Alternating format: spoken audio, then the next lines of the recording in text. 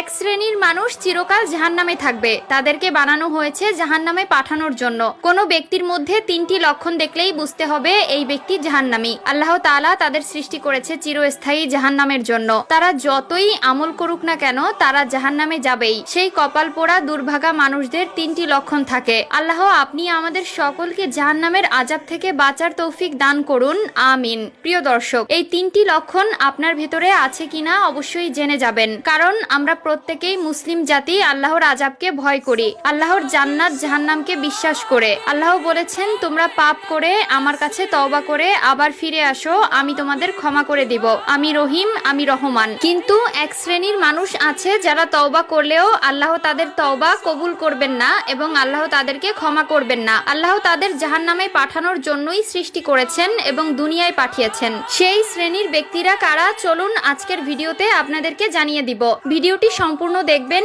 এবং মিলিয়ে নিবেন এই তিনটি লক্ষণ আপনার ভিতর আছে কিনা। যদি থেকে থাকে অবশ্যই আল্লাহর কাছে পানাহা চাইবেন, আল্লাহর কাছে ক্ষমা চাইবেন। ভিডিওটি শেয়ার করে দিবেন, হয়তো আপনার একটি শেয়ার একটি মানুষকে ইসলামের পথে চলার জন্য সাহায্য করবে এবং পাপ কাজ থেকে নিজেকে বিরত করবে। একটা জাহান্নামী ব্যক্তি একটা চতুষ্পদ প্রাণীর চাইতেও নিকৃষ্ট, কারণ চতুষ্পদ প্রাণী জাহান্নামে যাবে না, কিন্তু একটা মানুষ আল্লাহর সৃষ্টির সেরা জীব হয়েও তার পাপ কাজের কৃতকর্মের জন্য চিরস্থায়ী জাহান্নামে জ্বলতে হবে। তো চলুন বেশি কথা না বলে শুরু করি আজকের ভিডিও। আজকে আমরা জানবো জাহান্নামী ব্যক্তিদের তিনটি লক্ষণ সম্পর্কে, যে তিনটি আমাদের সকলের মধ্যে বিদ্যমান থাকতে পারে। জাহান্নামী ব্যক্তিদের তিনটি লক্ষণ হলো, এক, তাদের অন্তর আছে কিন্তু এই অন্তরে আল্লাহর ভয় জাগ্রত হয় না।